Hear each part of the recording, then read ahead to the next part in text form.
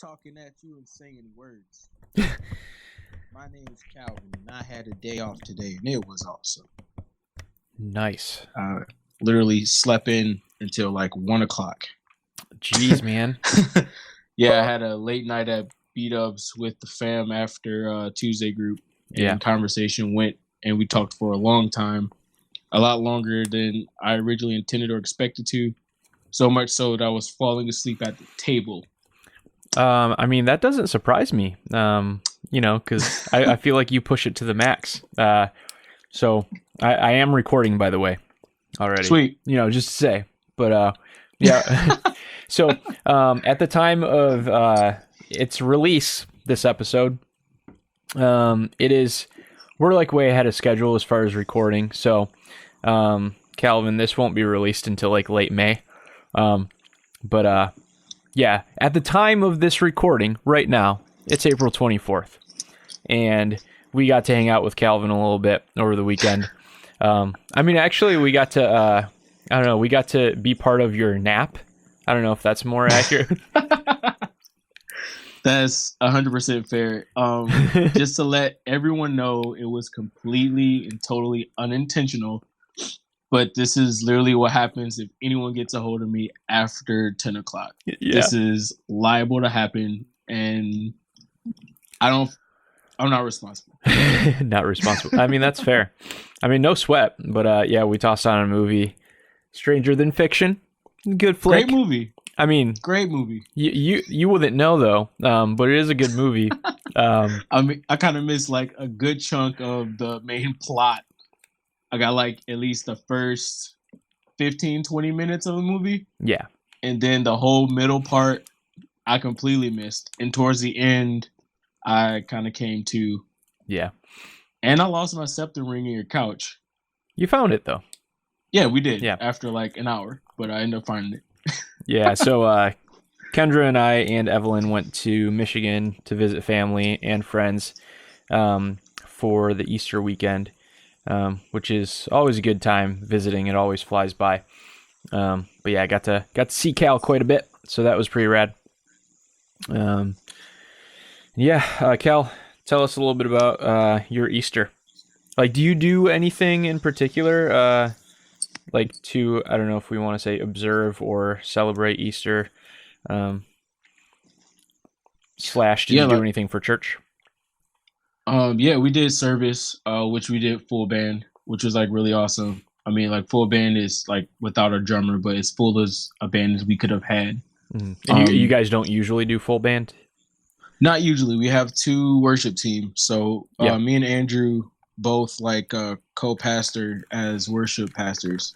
So he has a team which he leads on Sundays, and then I have a team that also lead on opposite Sundays. So like every week there's a different team that leads worship for church on Sunday.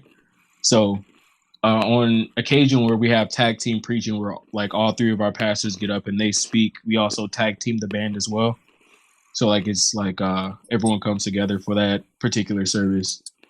But this particular Sunday, it was all of us together, and then after me and my mom went out to Red Lobster, I like basically spent the day with my mom just hanging out, catching up on life and stuff. And I was telling the boys this not too long ago, but some days it's easy for me to forget that that I do have a family. Yeah. Like I have a mom who actually cares about my well-being, and I have two young nieces who are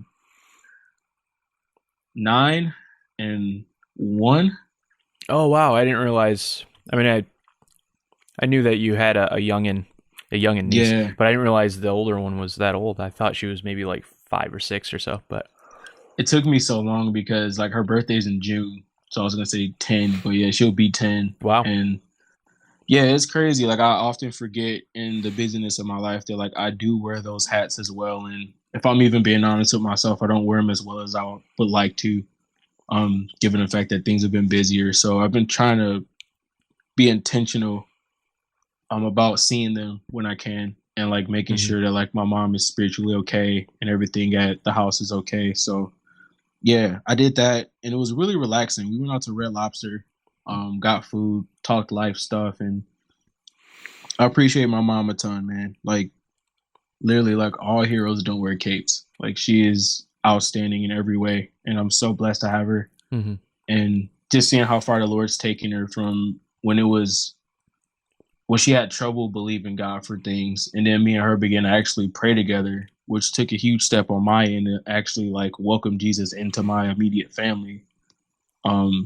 When we started taking those steps together, now she's at a place where she's not afraid to pray, and she'll do it, and she'll ask me to pray with her on particular things. So watching her grow and being able to talk about like just the transformation that's happened in her, it's been nuts. It's been really, really cool. That's sweet, like a man. lot of answered prayer there, and I forget that too. So it was really reassuring.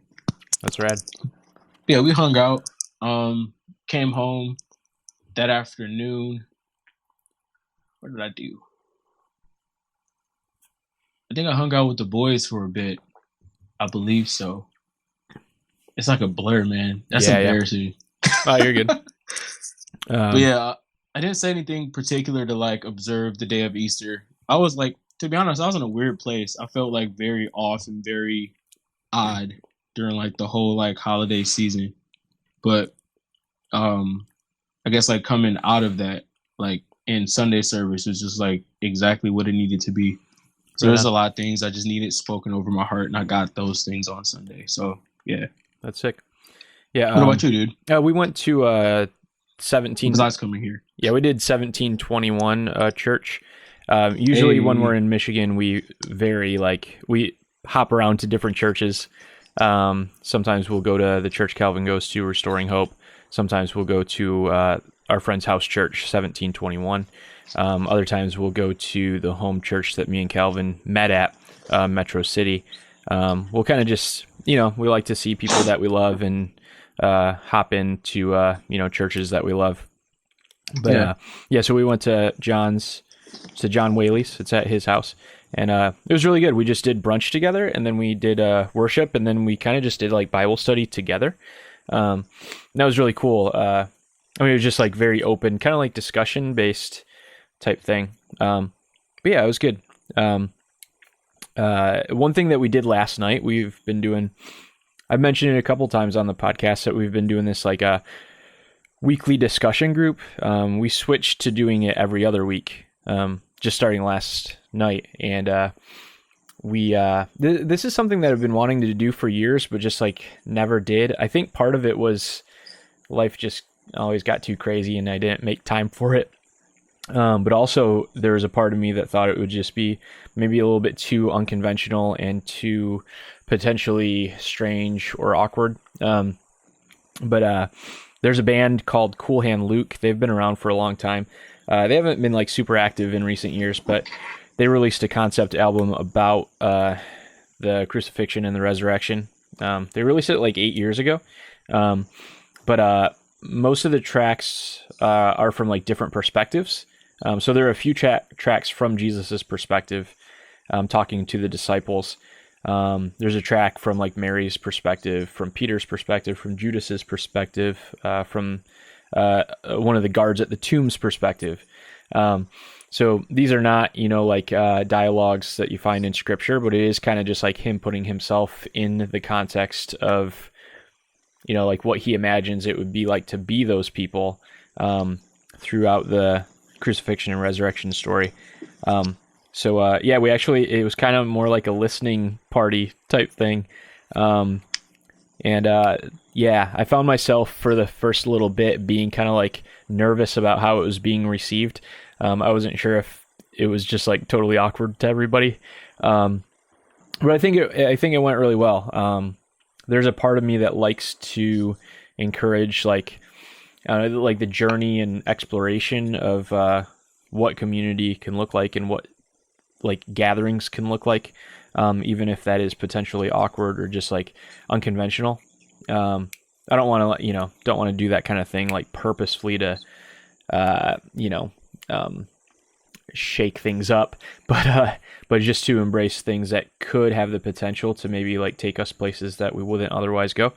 And I don't know, I think it was good. It was good for me. And some cool conversations came out of it. I guess partially just one thing that was said by a couple people was like sometimes when they hear the story of Christ's death and resurrection, it's hard to like remember that we're talking about actual people, people that, I mean, like, for instance, Peter, there's a track that talks about like him in between the time that Christ is crucified and resurrected, just like him having like deep doubts of like, for one, like I denied knowing you, denied knowing Jesus several times.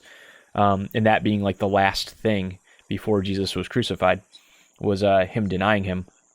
And just like, what a kind of like complete mess their minds must have been in to think like, all right, we're following this guy. He like told us a bunch of times that he would be killed, but like maybe they didn't think that it was actually going to happen, and probably some doubts of like, all right, he said he's coming back, but we saw him die, so really just kind of like putting yourself in the shoes of the disciples. So yeah, it's a really powerful album, man.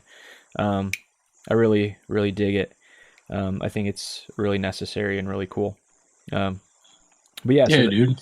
So that was that. I'm sorry to switch gears, but we have to call our guest, because I would love to like delve more into that. I want to send you the link to that, Kel. Like, I think you'd really dig it.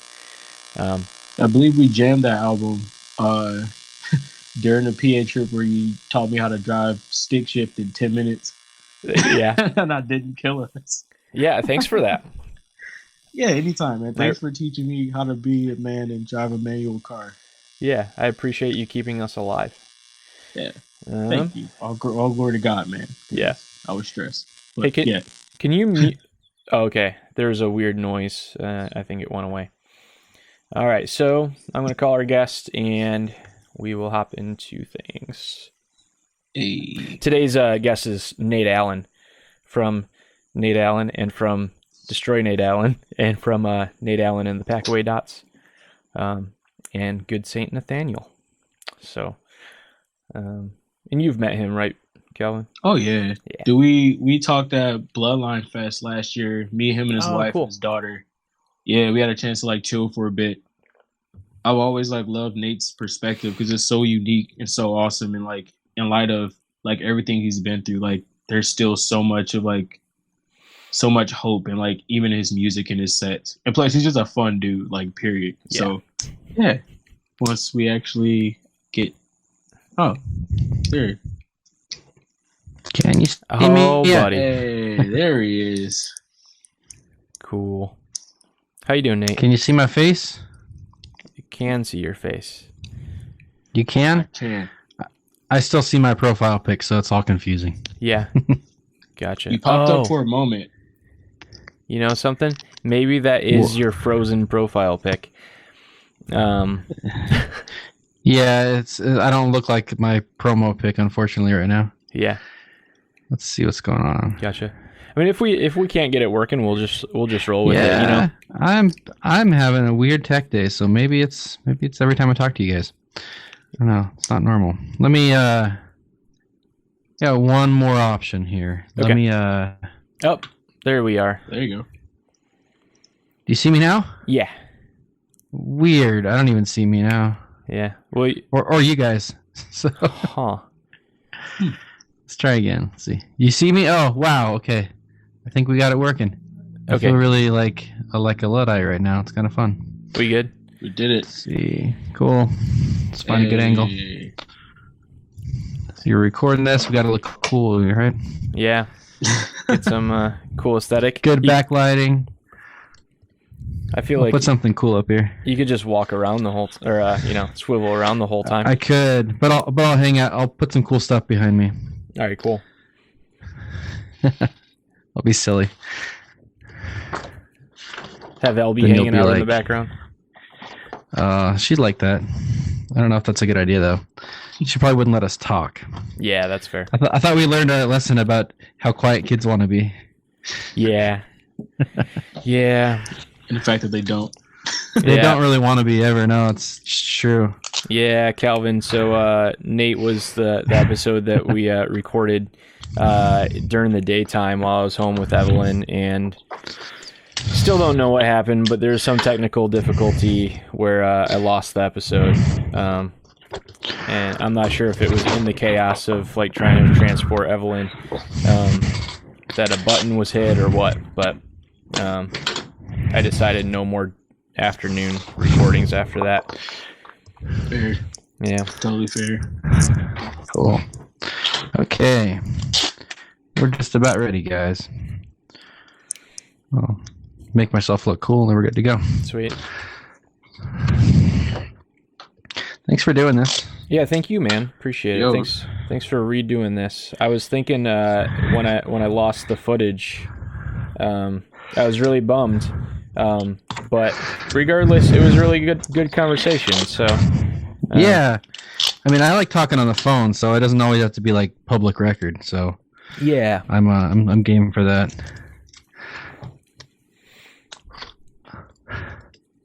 There we go. Now I got my background set up. Cool. Sweet. I will hold this. You'll see some stuff. I don't think anything too personal back there. Yeah. I work in the sensitive world, so I got to be careful. Whoa. So, Tom Fest poster, which is pretty rad. I never went, but I always heard good things. And is that... that... Oh, go ahead. Oh, you can look at it. Dude. Do you see what that is? Yeah, dude. The Mario... Yeah, so for anyone who's not familiar, maybe Cal isn't, I don't know. But the Mario thing is like a take on MXPX's debut album called Poconacha. That's so sick. So, just a couple days ago, I got a package in the mail, which was from John, who had... Actually, I should move his address because it's right there. Not trying to be weird. Who's the MXPX artist, and he did this Pluminacha Oh, no way. Parody. Let's see. And so I bought that, but we started talking about Tomfest, which was like a really, really like this Tomfest poster here was the thing that changed the course of my life. Yeah?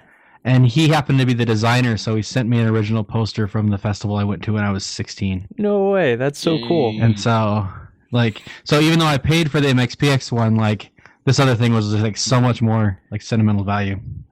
That's super cool. And I see it was sponsored by HM back in their heyday.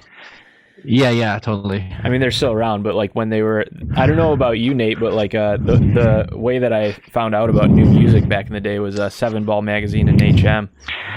Yeah, no, I was totally in that world for sure. So yeah, before the days of having the internet as an option, where they would have sampler CDs with every magazine.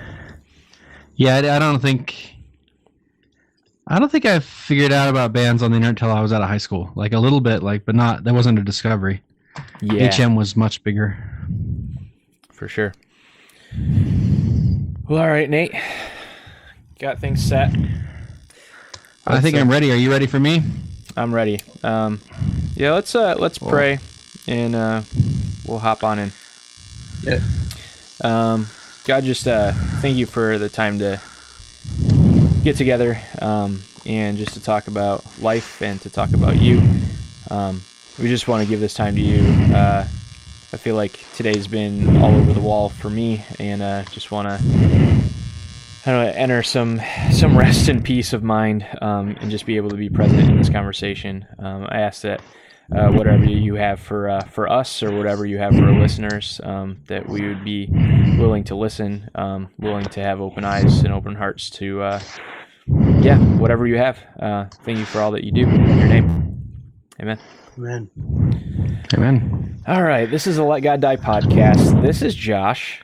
And this is Cal.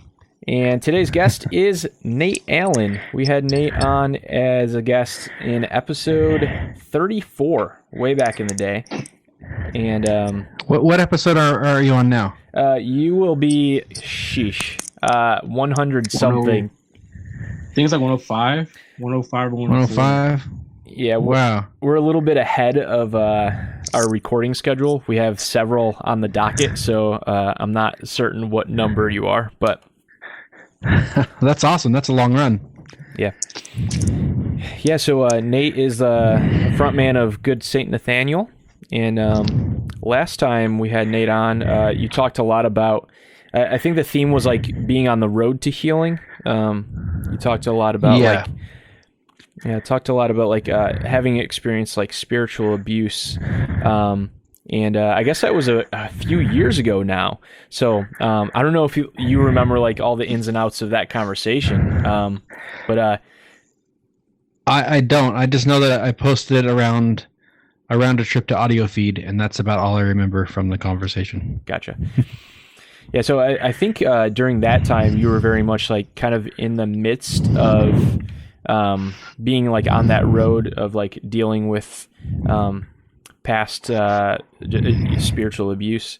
And I know more recently you've actually released an album centered on that. And I know you've done like a bunch of different interviews with different podcasts and radio shows talking about the album. So I don't know. We don't necessarily want to get into like just rehashing a lot of that stuff. But can we start out with like, can you share a little bit about what the album is, and maybe give us a little bit of background, give some context? Yeah, I released an album February 1st called Hide No Truth. It's a dark folk record taken from about 4 or 5 years of recovery from spiritual abuse, which for me looked like some major life-altering interactions and some really prevalent but minor just weird personality conflicts and the kind of stuff that happens when you live and work with people closely. And the people that I happened to get most of my scars from were Christians, and that left me reeling with what I would call the effects of someone who had been in an abusive relationship, in terms of faith and a lot of different social interactions. We're all wrapped up in this. And so when I realized that was part of my story, I set out to work on my healing, I guess would be the right word. I have a stubborn streak in me that I don't want to let somebody else tell my story. So like, if I've learned that somebody has altered me in a negative way, I want to try to work through that. Whether that means therapy, journaling, songwriting, whatever it takes to attempt to shed off maybe their I guess lasting mark on my life. And so that kind of set off a soul searching period that, I mean, really was, it came to kind of a head when I released the record, and now it's still like working through new layers of it now. So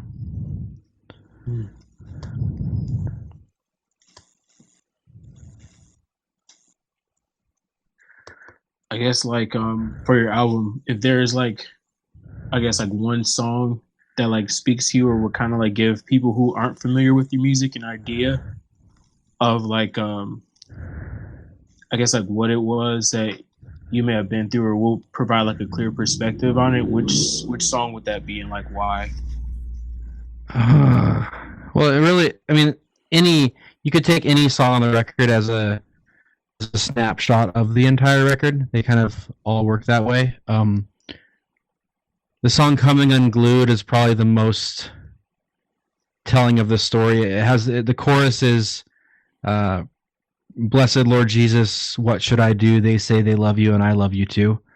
And it goes through a bunch of different like small situations and observations that really like altered my experiences with not just, I mean, definitely with faith, but just with life in general. Like, I mean, my package of wounding, I think, altered thousands of conversations and maybe hundreds of interactions that I'd had in my life. So it really like, and being that, you know, there's people that I shared a faith with that were the ones scarring me was really complicated. and I think it really alters people. When I was in the 3rd grade, I came home and I asked my mom, why don't the Christians act like Christians? And I went to a Christian school, and that was like my first take on being able to verbalize the disconnect when words and actions don't meet up. And so that was it's a little snippet of the record. Sure. Yeah, that's a hard thing, period. Like because we're expected, like as believers, to be benevolent in nature. Yeah. And like, slow to speak, quick to listen.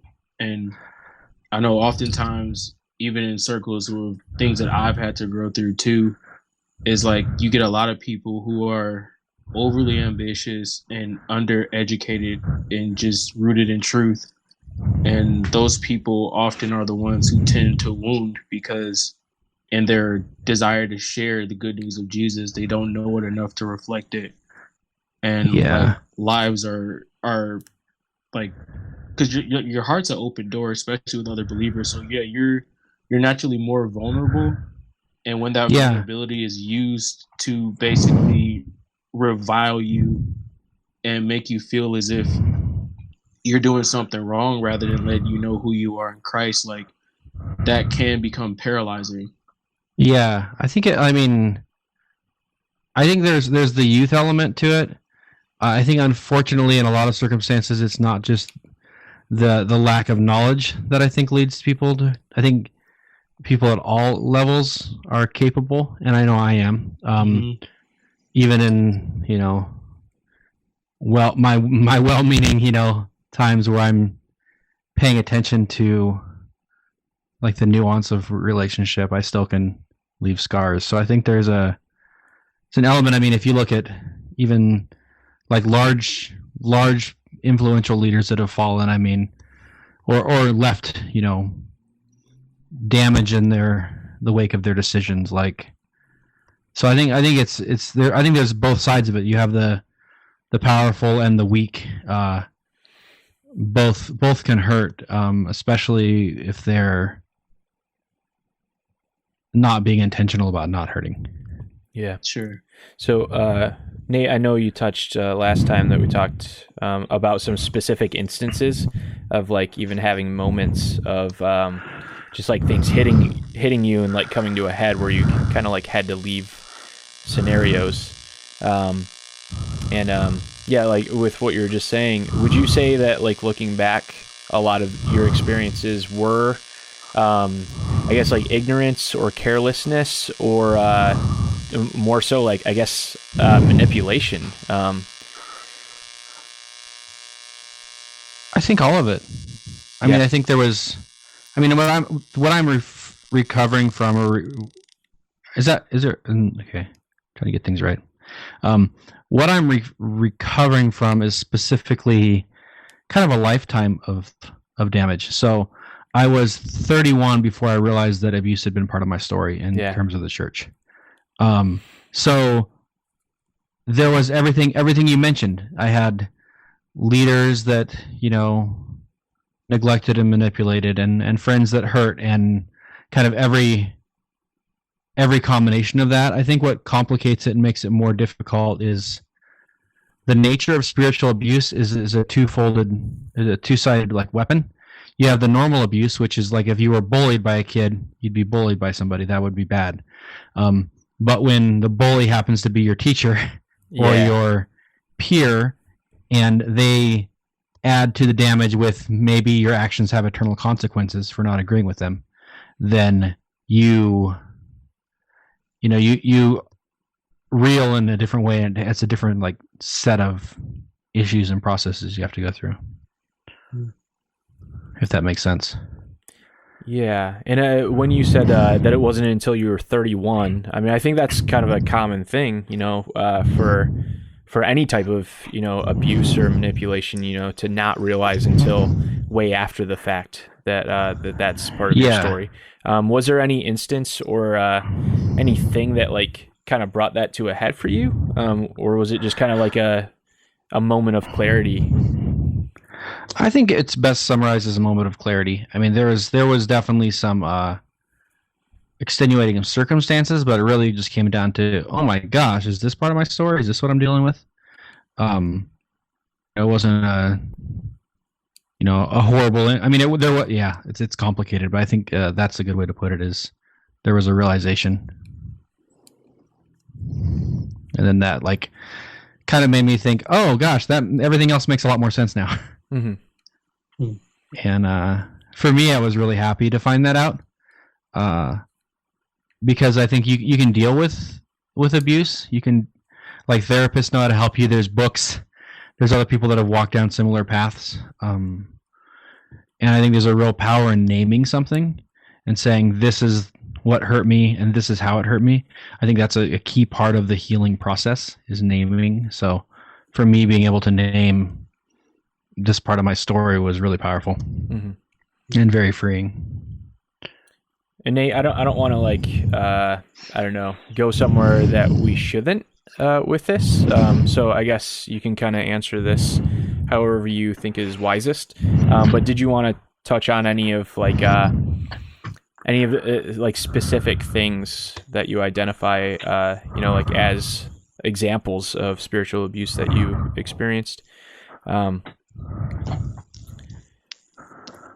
Yeah, I mean, I guess the first one that comes to mind is I grew up as an Assemblies of God kid in the Pacific Northwest in small towns.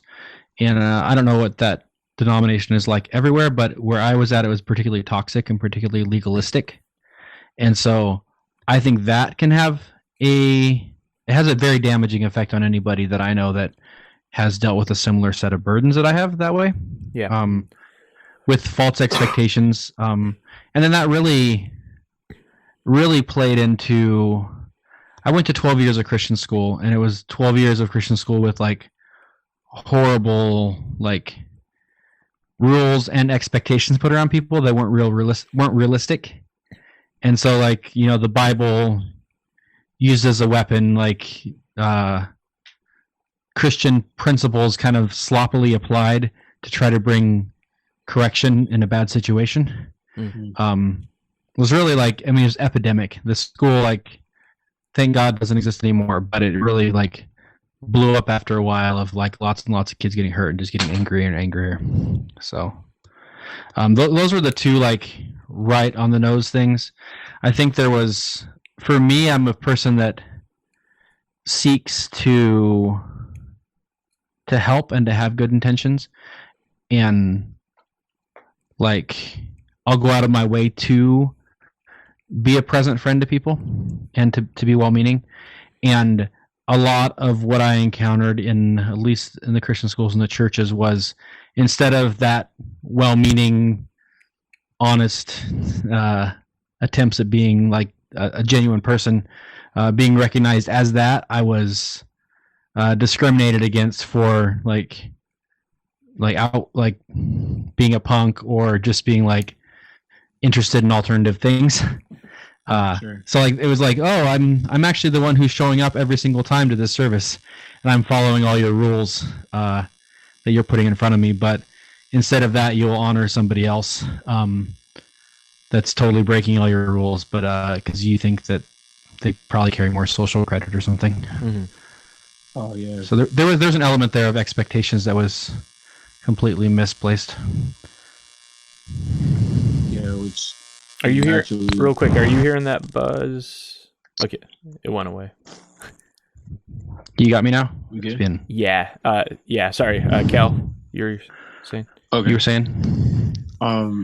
Yeah, like when Jesus brings up, actually, I believe we were reading it, and it's about partiality and how messed up that is. Like, we're never meant ever to show favoritism within the church. Yeah. And like, unfortunately, widespread out of a lack of identity, I feel like a lot of people try to gravitate towards people who are either super heavily influential for the sake of riding that influence, I guess, to some extent. I don't know what that even means sometimes, but like I've seen that happen. And like what happens when you do that is that you forget that every single person is made in the image of God. And like even Jesus says that what you do unto the least of these, like you do unto me. Like there is never ever an excuse for partiality, especially within the church. Yeah. And I guess like the hard part is how do we learn to walk knowing that this is a thing and knowing that people are susceptible to it? Like how do we first not be partial, and how do we deal with, I guess, forgiving those who have hurt us in that area, I guess, you know? Yeah, for sure. I mean, I don't like, I guess how we model it is we just do. Like, the more people you love unconditionally, that's contagious, I think. Mm-hmm. I think, like, you know, if you, I think anywhere, I think if you, I mean, I don't necessarily know that it's the cure, but I think there's an element of, you really can't convince someone that they need to have like better character towards someone. Like, you can try, but I think it's much more, it has to be modeled and experienced. Yeah. Yeah, Nate, I'm like super sorry, dude. Like that's very heavy. I like one day, if this happens, I really hope that the people who have either wounded you in that way just come to a realization that they don't have to be that way, and that they stop wounding people. And also, like, I don't know, like moving forward, I know it's a hard thing because like your interactions with everyone else, since being vulnerable and opening up and not being received, makes it that much harder to build relationships. Yeah, no, totally. I mean, I would agree. I think, like, yeah, I guess that's the hope. I mean, we can, I guess the process never really is guaranteed that people will come around. I mean, I just don't think it's part of it. I mean, hopefully that's great. I spent many years trying to rebuild bridges, specifically where I knew there had been some fallout. And I realized it's just a one-way street. Like, I could say my door's open, but somebody has to choose to walk into it. And it's a really, there's an element of choice and free will there that is really hard to I don't know. It's sometimes hard to swallow. Yeah, because like you can't make a person like understand how bad they've hurt you. You know, you can't make them come to a place of realizing that like the best thing that we can do is exactly what you're doing, is like posturing our hearts to be ready for reconciliation at any given moment. And not continuously holding on to that thing. I mean, the best that we can by like the Spirit of God. Yeah. I mean, I think there is the space for miraculous restoration and intervention. I've definitely seen that. I think just overall, the more of the commentary on the human condition is that people have to choose. It takes two people to restore something. And it doesn't.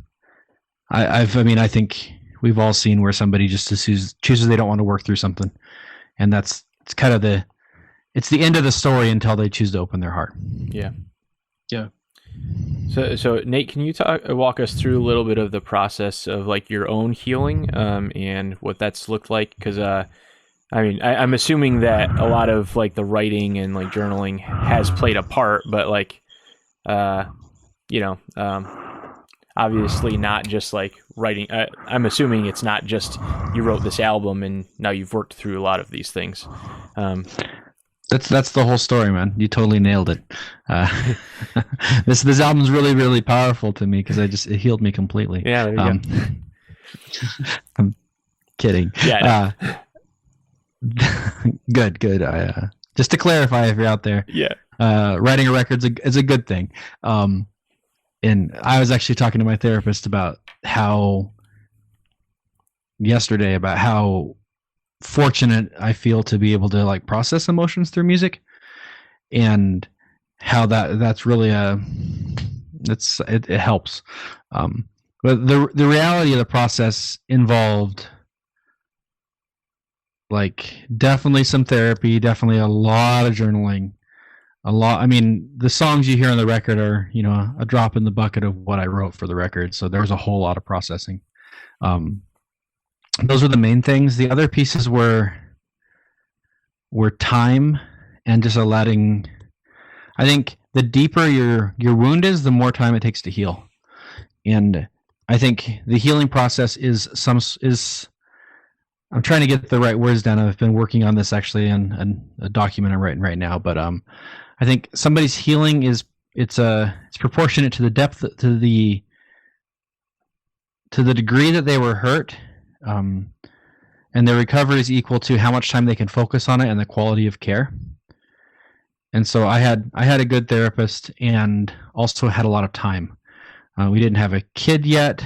I have a wife who's very, very pro healing, and so, which means she's pro saying, you're having a hard day, you should go take a bath and a journal or a walk. And some people aren't there, I guess. So, I mean, really, this process has been me going and exploring my heart and praying it out and talking it out with people over and over and over again. And I think that I was probably in a fortunate way in a better space to get to work through some of this stuff than a lot of people. So my healing is probably actually faster than a lot of people's, because I'd already been on a healing journey. And so I was kind of using some of the same skills to work. Like if I was talking to, I had my therapist this week about like, oh yeah, like this is pretty normal for me to work through something. Like it's not, yes, there's levels of like, pain and exhaustion and like tears, but I'm used to the process and I'm willing to submit myself to it as much as I can. And so that being part of it really helps, I think, expedite the process, whereas somebody who has never, worked through therapy or worked through just kind of working on their heart, it would be another level of having to learn those things. Yeah, especially like in situations like that, I feel like a lot of people have license to bitterness, I guess, or like entitle themselves to be angry almost. And like, I think I'm sorry, Nate, go ahead. I think you need to. I used to really be very anti-anger, and I'm actually still working on figuring out how to be angry. And I've learned that there's an element of protest and of anger and of it's actually part of the healing process to name what had happened to you without having to censor that. And which actually can look really angry. And so like I've had friends that are, super pissed off about, life or God or whatever it is. And I instead of before trying to kind of maybe diffuse their anger, now I almost encourage it. Yeah. It's like, yeah, let God die. Let the God you that you think has hurt you die. Yeah. And actually name it, like get really, really specific and vocal about the details of your pain, because I think it's actually a part of the healing process. I think the catch is, you hit on it, Calvin, with the bitterness piece. You don't want to stay in that space. Right. But these guys, Cloud and Townsend, talk about a season of protest, and I think it's just like the most brilliant term, because it really, as long as you can go into it with a season, which could be, months or years, I don't know. I think it actually breaks free the hold of the trauma around somebody. Mm-hmm. Yeah, one thing that, to reference a conversation that doesn't exist, when we recorded the first time, Nate, a lot of what you said stuck with me big time, and I don't want to recreate that conversation, but I did want to reference it. A lot of what you focused on was like having patience with yourself and with others in their process. Yeah. And I guess in what ways has walking through your own healing caused you to look, I know you just touched on a little bit with anger, but in what ways has walking through your own healing changed the way that you look at maybe others' process and your approach with that and with them? Yeah. Oh, yeah. The more maybe the deeper I get into my process, the more I see how just ingrained it is in me and how easy it is to just be caught up in your issues. And so I think like there's a ton of empathy that I've developed, because I think people are just generally not really aware of why they're motivated or what they're reacting to. Yeah. And so, like, as much as I've really benefited from patient people around me that aren't thrown off when I have an issue or an attitude or something that I need to work out, I try to extend that to other people and also myself. I'm like, I don't know if other people are as hard on themselves, I'm harder on myself than anybody. I say stuff to myself that I'd never say to my daughter. I'd never say to a friend. I'd never say to somebody I deeply trust in a critical way, but I do that to myself. And so realizing like there is it's a long process to undo a lifetime of self-hatred and of learned broken behavior. Mm-hmm. Yeah, that's really good. Like that same amount of grace, like I think that all of us need when walking through something, is like ultimately like when it is received the right way, like you almost can't help but give it, and hurt for the person. You know what I mean? Yeah. Mm-hmm. I think how hard that spot is. Yeah, I think like the more I stare at somebody's issue, the more I recognize myself and whatever it is. I'm like, oh, I have got part of that too. Or I've got that same propensity, or if I, had made two or three other decisions, I didn't have the same spot. So I might as well give them grace because they probably need it. Yeah. And I don't really I see very little application for not giving somebody grace. Even if you're trying to motivate them forward, I still think it needs to be done in a graceful way. Yeah. So I think there is a spot for nudging somebody and helping them take the next step, but I've yet to see that actually work in the long term when anger is the primary mechanism there. Yeah.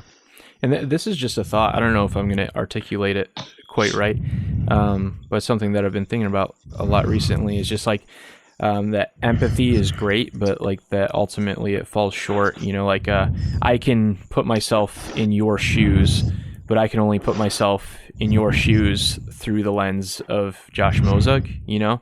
Like I can imagine, totally. I can imagine what it'd be like to experience things that Nate's experienced, but I can't imagine what it would be like to be in your head. We can sympathize with circumstance, but we can't sympathize and fully understand the thought processes and the emotions that go through someone else. So that's where I've been just thinking a whole lot about compassion over empathy. That empathy is a good thing, but just like actually having compassion and compassion and grace and not just empathy, I guess you could say. I don't know. Yeah, I think you have to have all of them. Mm-hmm. Mm-hmm. I don't know. You were saying, Kevin? I was going to say the same thing. Like it all works together. Like yeah. The highest aim can't be commiserating, because like after a long period of time, it will begin to enable. And I want to say that very carefully. Like commiserating has its place, exactly, but it has to be partnered with something that helps move the person forward and like in the truth of who they really are. Like they're not the situation that happened to them, and like though it hurt really, really bad, there's still hope and there's still tomorrow by the grace of God. Like so we can all move forward and grace each other through that. Yeah, I think they have to be. They're just partners. They're just different tools. Yeah. I think I think if you swing too much in just just pure empathy, that's great, but it doesn't give a whole picture. Mm-hmm. I think we have all the different emotional tools and different motivating things for reasons, because they all work different ways. Yeah. Mm-hmm. Yeah, it's good. So Nate, how has the album been received? I guess, has there been any pushback or like offense from people that I don't know, might maybe like justify like even like their spiritual abuse, or like has there been have there been people that have contacted you that have had similar situations in listening to your music? You're you hit on two things. One, there's Yeah. there's not been any negative feedback from somebody who Right on. felt righteously motivated to write me. That's not been the case. Which I had a friend, we were talking about with a friend. He's like, man, you got to be a pretty big jerk to write somebody and tear them apart when they're talking about their trauma. Yeah. Which was kind of comforting. And so that was there. But I have had a lot of people that have written me that have connected deeply with parts of the album, or the whole thing. Like, getting a call saying, "Oh man, I was crying on the way to work," or, this connected with me like nothing I've heard before, or that sort of stuff. Like, just really like. And I think for me, there's the hope of deep connection, but you never really know. Like if you've actually gotten there, or if your art will connect. I mean, I've made a lot of records and not had a lot of people write with, "Oh my gosh, that totally hit me in a very, very personal way." So it's been really, really cool to see. I would like to see it get to a larger audience to see if they actually can. I kind of look forward to the fact when it finally hits a big enough audience where somebody's like, "Oh, I didn't like that record. That was really like I don't agree with what you said," which hasn't happened yet. So I mean, I guess there's still a bigger net to cast. But I mean, I hope that it continues to affect people. It's really encouraging when that happens. Like it's intense to see some, like, my own trauma and story go out and then impact other people. It makes it feel like elements of long teary nights were worth it. So yeah, I mean, if anything, I feel like it may help people begin that first step. Yeah, like knowing, I think so. Like they're not alone, and for two, like there's still hope. And sometimes people are crappy and they hurt other people, intentionally or unintentionally. But like you said, like that first step is acknowledging the fact that there was a wound there. Yeah, I think that's a first step towards actually walking towards healing from it. It's like knowing where it came from. I don't think we can actually work through stuff without counting the cost and without naming it. I mean, I think when we're talking deep trauma, like I'm not talking like a small offense at a lunch table. That's the extent of what you're dealing with. That those can also, that I have those stories too, but I think naming and going really specific on the details. I had a youth pastor that I couldn't forgive for years. Every time I was at a forgiveness event, his name always came up, and I could never figure out why I needed, like, how to forgive him. And I realized once I finally was able to start having some heart movement around him, I realized that I really actually didn't even have the skill set to know how to forgive. My mom was like, "You were so forgiving," and I was like, "No, Mom, I actually wasn't. I just held it all inside." And so, but once I got really started asking this question, like, what has this person done to me that is so bad that it's, years later where I'm trying to forgive them? Like, that was kind of the turning point for me to be like, oh, he's actually affected me in a much more intense way than I would have ever attributed on the surface, and that was huge. So really, like, identifying like the gravity and yeah, totally. And the gravity of the situation, I think, is huge. How has that helped you at all, like, to this day, like, with that particular person? Yeah. I mean, I don't know, like, it has. I feel like probably more compassion is the number one thing I feel in that narrative. I think not necessarily stuck, if that's the right word. in that. When I think like, I mean, I have so much more grace for myself and just the process in general of forgiving people. I think it's just really, really complicated. I think the scripture of Jesus referencing 70 times 7, I think that's a little peek on him knowing that some wounds take a lifetime to work through. And that it really is just it's just the process. And so I think as long as you're faithful to the process, and I've done as much as I can in this situation to like move forward, that's kind of all we can do. And realizing that when I bump into another, heart moment around the person, that I try to give it to God or work through it as much as I can. Yeah. I mean, it's a process though. 'Cause I mean, and then this is this guy's example, but like so every once in a while something pops up online and I have to do like a heart check. Like, did I, where's my heart? And realizing that, we might never be close, and I don't necessarily know that that's where I want to be or he wants to be. And that's okay. But realizing that my heart is as, I'm not attempting to hold bitterness towards him, which I think is about the best you can do. Yeah. Just surrender it to God, surrender it to getting out of you. And I think it works. So. Oh yeah. I guess like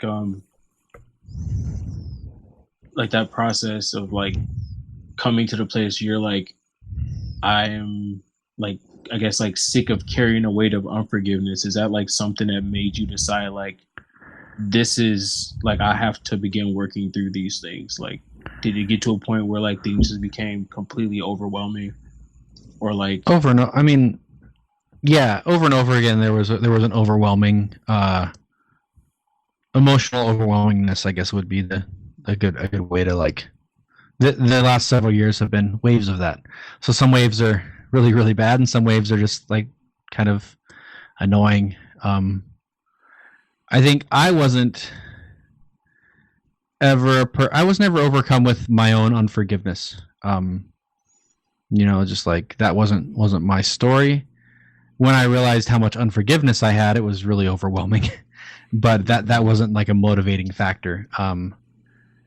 There's been definitely moments where I'm, I start dealing with a new level of the weight of what I've been through, and then that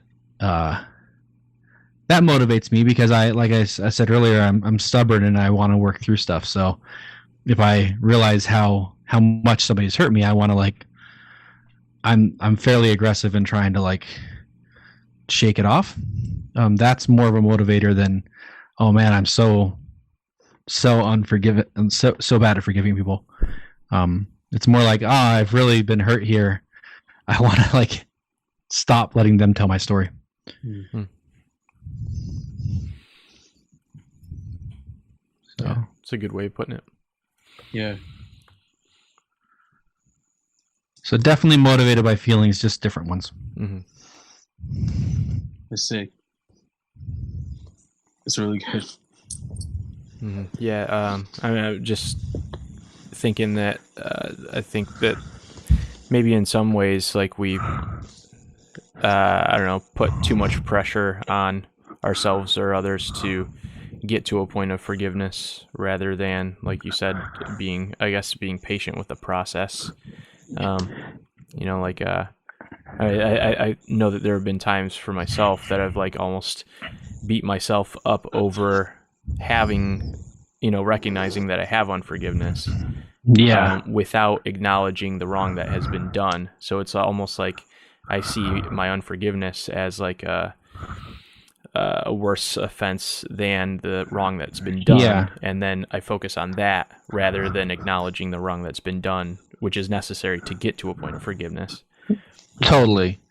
I think we as a culture have done a real trip in our, Christians in the West, we're horrible at trying to think we can work things out on our own. And I just don't think like the process of forgiveness was meant to be easy and quick. Mm-hmm. No. You look at, there's tons of stories in the Bible of personality conflicts and those taking a long time, or deep wounding taking years to work out. And I think just realizing that is really a process. It's not a realistic expectation to be able to work through something quickly. If it's a deep internal problem, barring miraculous intervention, which doesn't seem to be that common in my experience when it comes to deep emotional wounds. Every once in a while, there's a big step forward, but oftentimes it's lots of little steps. Mm-hmm. Yeah, you know that is those little steps when you mentioned like being surrendered to the process. Yeah, like that's a huge one. First of all, it's like acknowledging the fact that this did happen. Yes, this did hurt a ton, but like I know I don't want to stay in this place. Yeah. And whatever it takes to get me to a place of being whole, I want that at any and all costs. And even when I don't want it, I want it. Yeah. Mm-hmm. I think just staying in the process is a huge part of the process. Gosh, so it really, I think, is just it's the kind of defining choice. Like I think people working through intense trauma, like there's a choice element. Like no, you don't get sober unless you want to get sober. Mm-hmm. You don't get healing unless you want healing. I don't think. God might be in the divine intervention business, but he doesn't seem like he's hunting people to give miracles to that don't want them. Yeah. So I think that you have to be willing to want some healing, and then I think there's elements where you can jump forward. There's tools to move forward faster. But overall, the process requires intention. Yeah, I don't think it was what we were meant to even do apart from the Lord. No. Like you nailed it. Like we're not supposed to, and we're also not supposed to do it alone either. I think that's another factor. Mm-hmm. Like, I mean, we're just not designed to work through life by ourselves. That's a lie.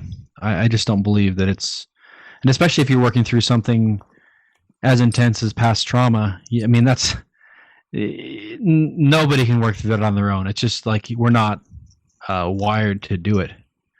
I mean, you can bury it for a season on your own. That works till it comes out and blows up in your face. But I mean, like the healing process is a community process.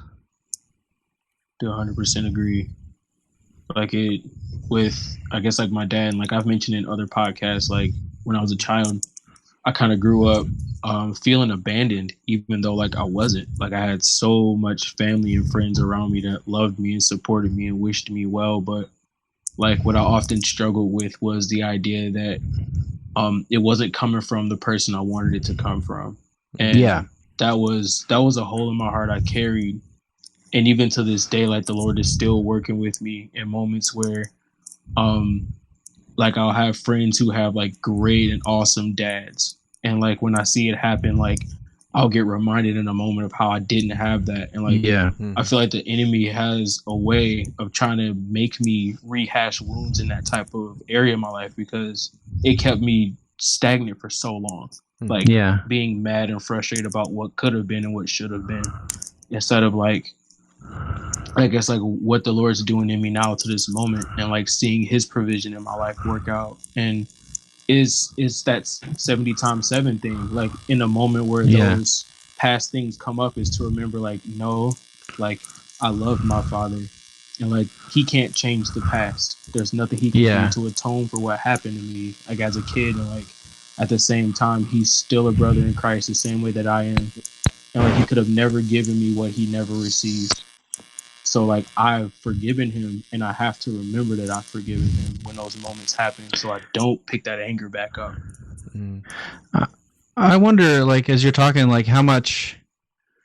I mean, I definitely believe that Satan throws things at us for sure sometimes. But I wonder, like when you get reminded of that, I wonder how much of it is there's another level of heart that God wants to like free in you.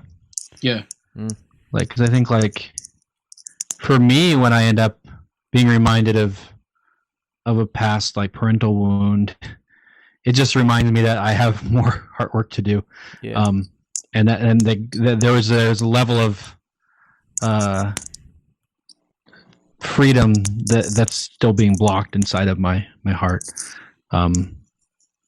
I find that tends to be pretty consistent. Yeah. Yeah, we talked a little. Oh, go ahead, Cal. I'm sorry.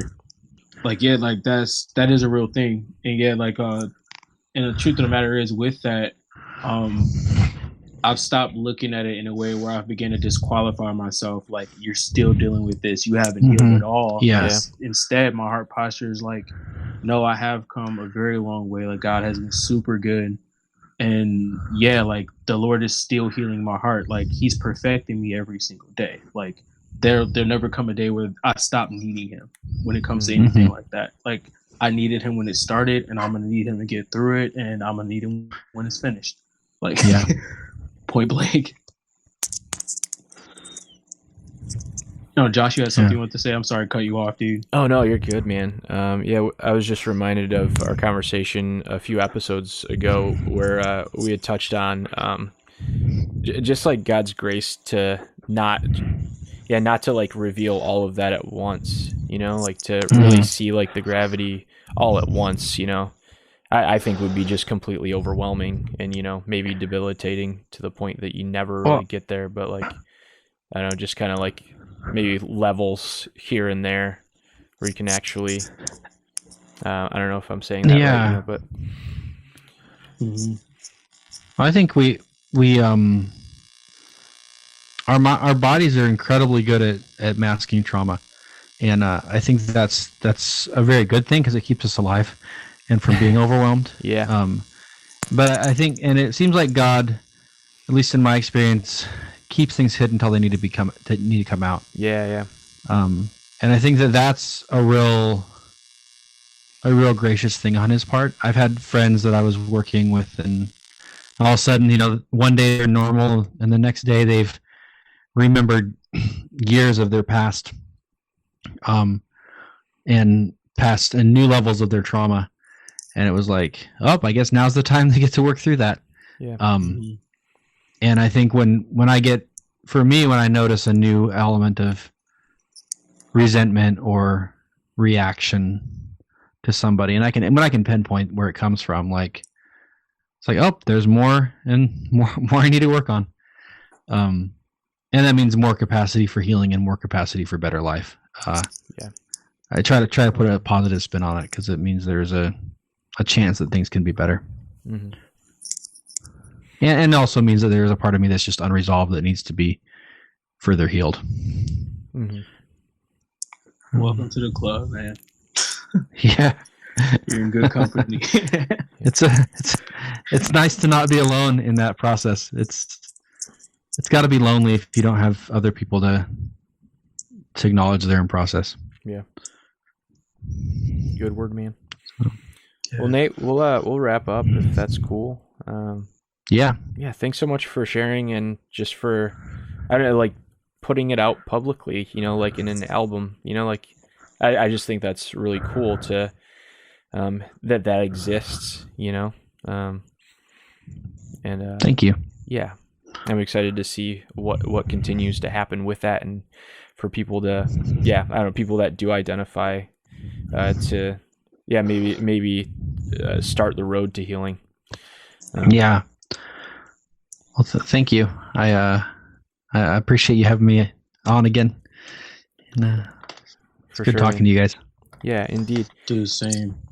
I know the road, like for all of us, like it seems very long, but like I'm glad to see like how it's working out in you, and to know that it has worked out in me in like a similar way, and also in Josh in different ways as well. Like it's really, really cool to know that like the Lord has us, even in the midst of terrible, terrible, terrible things.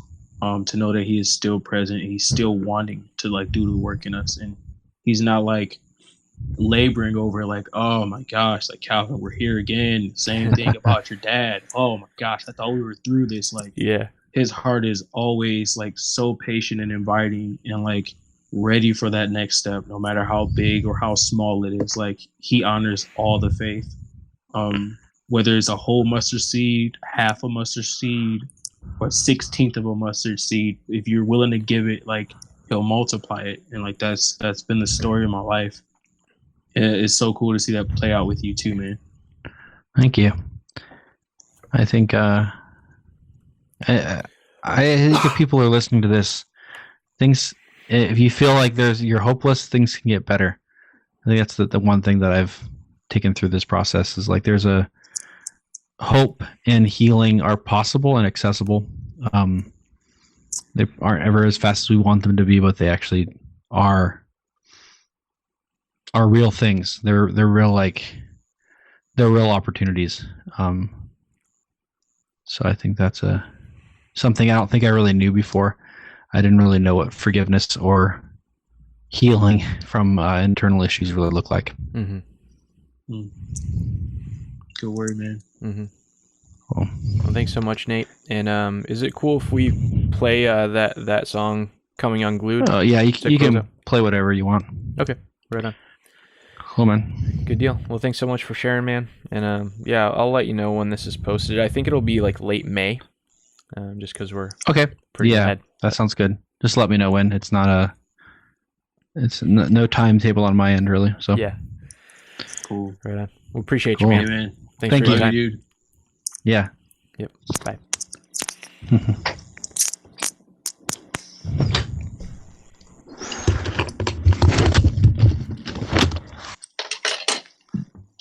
Calvin.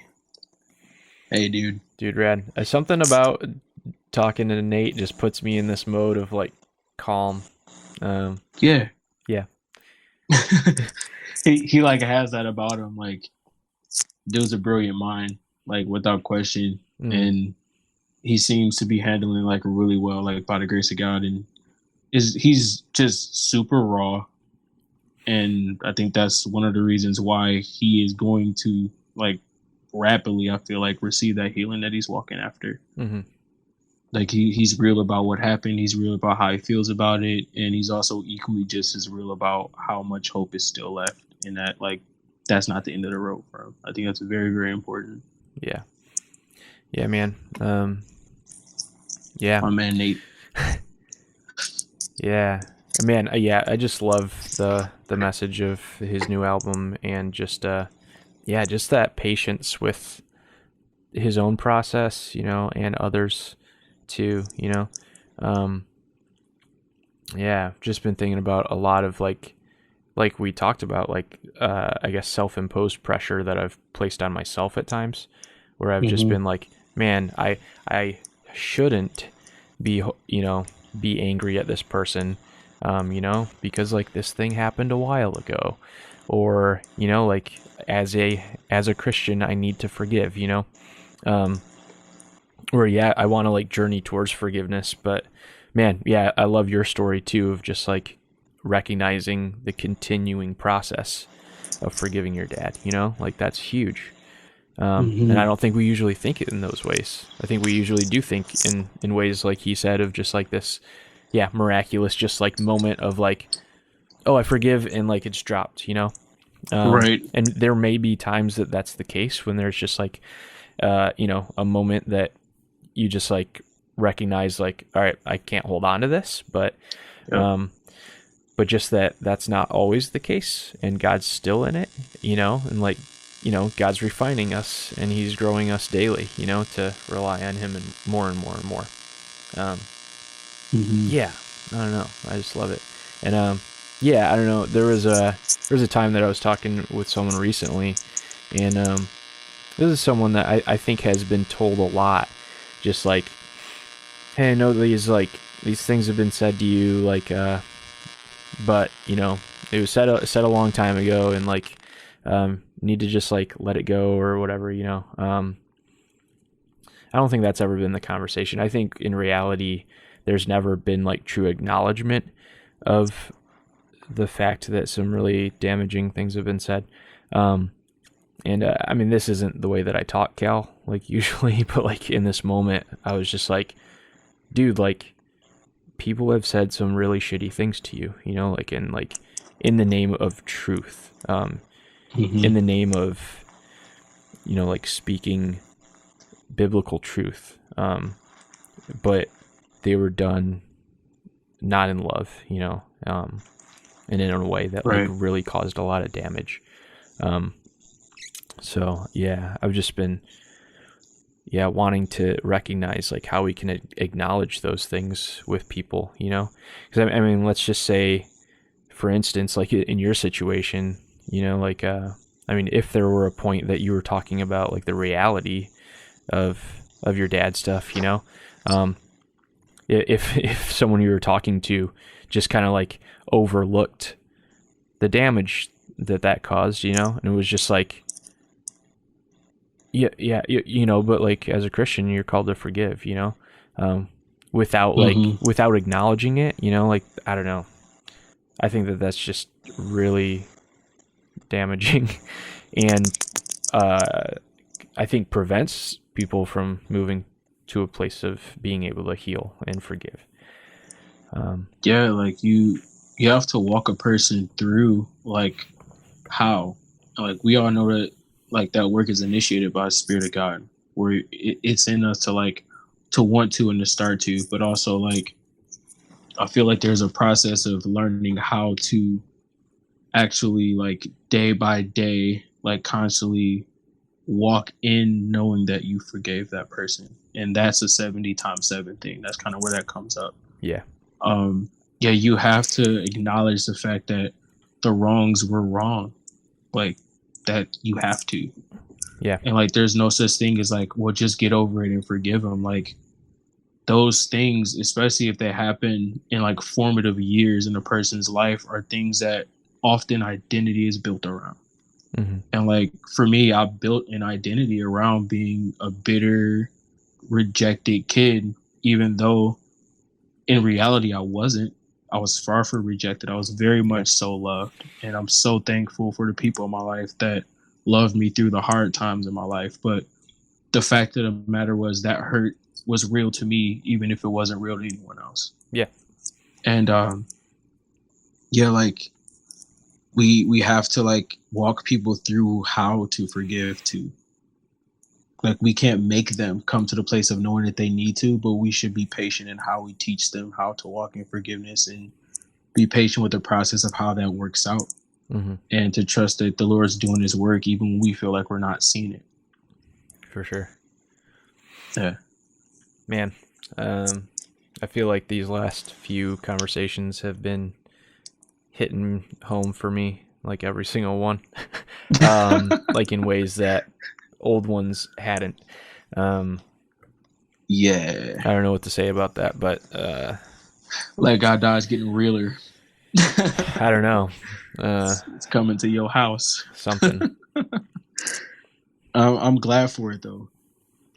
Honestly, because like Nate said, like it's new areas of our hearts that are still left unchanged that the Lord desires to work in. Yeah. And as long as that invitation is there, if dependency is the goal for us to be completely dependent on Christ, then our weaknesses are the advantages of becoming more complete in him. Mm-hmm. And not looking at our weaknesses as if they're inconvenient or like reasons to be ashamed or afraid, but rather looking at them as qualifiers of being made new and not being, I guess, like not living as if we're just broken and that's the end of it. Yeah. For sure. Yeah. Real. That the verse Philippians 1:6 was coming to mind, like being confident of this, that he who began a good work in you will carry it on to completion. Where there was a time for me that like I was really discouraged over those things, like of recognizing things that like were I think God just like opening my eyes to different things that I hadn't surrendered, and to things that were still in process. I think I lived a lot of my early life in this mode of like expecting, all right, gave my life to Jesus, like things should be like not easy, but like more so like I'm made perfect in his sight, and not like recognizing this daily walk, and this like daily surrender and just the fact that like we are works in progress, like his we are made new and we are made righteous in his sight. But at the same time, like, we are still human and we are still on this journey. So, which to me is really a comfort, to know that, like, all right, yeah, this continuing process, like he's continuing the work, He's stoked to do it. Yeah. Yeah. Like, that's helped me out a lot. It's like the Father is completely, like, Jesus says that it's our Heavenly Father's good pleasure to give us a kingdom. Like, yeah, he's stoked to, like, work in us, even though we may begin to assume that his heart is just overworked with us because we're used to dealing with us and knowing every bit of us that's broken and needs fixing, like, when those things come up. But to know that, like, our Heavenly Father is not only a patient teacher, but he's kind. Like, his heart is kind, and he's constantly encouraging us forward. Like, he's never beating us over the head. And, like, in Romans, it says that the kindness of God leads men to repentance, not his reprimand. Yeah. And, like, remembering that makes me want to take my weakness to him to be changed, rather than shy it away or keep it as if he doesn't already know or isn't aware. Yeah. So that's been really helpful for me, like, especially within recent years. Like, the older you get, the more you just realize how much you need Jesus. Like, the longer you live, you just realize how much you just don't know. And I think it was meant to be that on purpose, because the longer you walk with Jesus, the more you know you need him and the deeper you'll cling. And I think that's meant to produce something great in us. Yeah. Yeah. For sure. We're walking it together, man. Indeed. Yeah. Yeah. Well, dude, Cal, appreciate you, man. Thanks for doing this up. Love you, man. And, love you too, dude. Thanks for having me be a part of this thing, like, every week. Like, I look forward to podcasting because just as much as we talk, like you said, the Lord's doing stuff here too, and you and me. So I'm probably going to sit on my front porch and have me a cigar, and I think I'm going to pray. Yeah. Pray about some stuff. Good deal, man. Yeah, no doubt. Love you, dude. Oh, you're going to listen to No Doubt too? That's cool. I mean, they're one of my favorite bands coming up. Coming up. Hey, coming up as a young buck, Yeah, it was everyone. I don't know. I had some hits. I had the radio on today, which I never have the radio on, but Ace of Base was playing, and I had this thought of like, Ace of Base just reaching Pennsylvania, like we're like 30 years behind, which is not true, but I thought it was like a funny joke to make. But are you guys just now getting NSYNC's No Strings Attached album over there in Pennsylvania? Nah, we just got new Kids on the Block, so like it's gonna be a while. Holy crap! Yeah. But anyway, yeah. Thanks for listening, y'all. Next time. Till next time.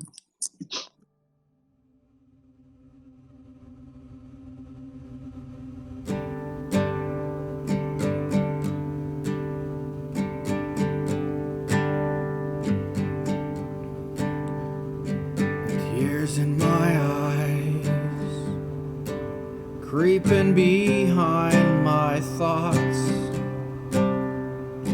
are from your words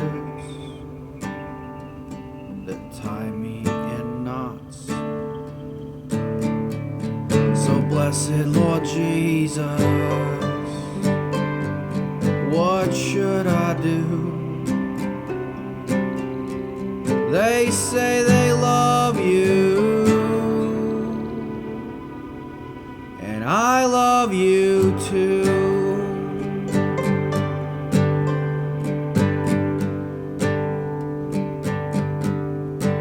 The widespread dysfunction that some cannot see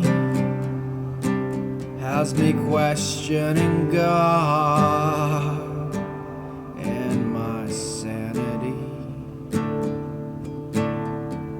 So blessed Lord Jesus, what should I do? They say they love you, and I love you too. And all of these questions and answers in red tell me these problems are not just in my head. No, there's something more tangible, an incongruent swell. They drag me down south of heaven, park me outside of hell.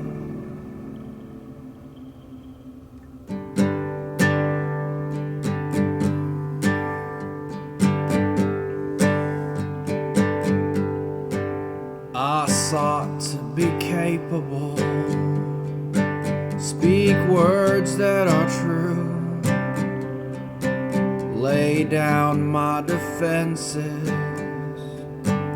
open up to you. But that plan was a failure, a paper to shred. So my eyes are wide open when I'm bowing my head, and I'm coming unglued, coming unglued, coming unglued again. Yes, I'm coming unglued, coming unglued, coming unglued again.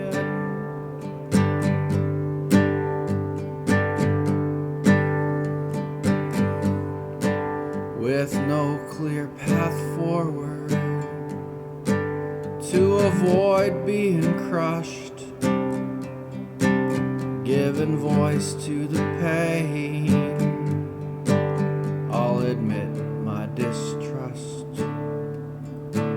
of the people who love me, the people I know, who cry when I'm hurting and cheer when I grow. And I'm coming unglued, coming unglued, coming unglued again.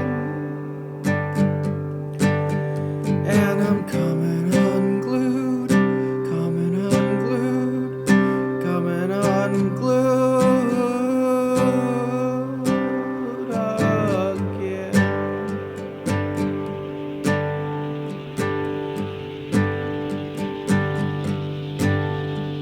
So blessed Lord Jesus, what should I do? They say they love you,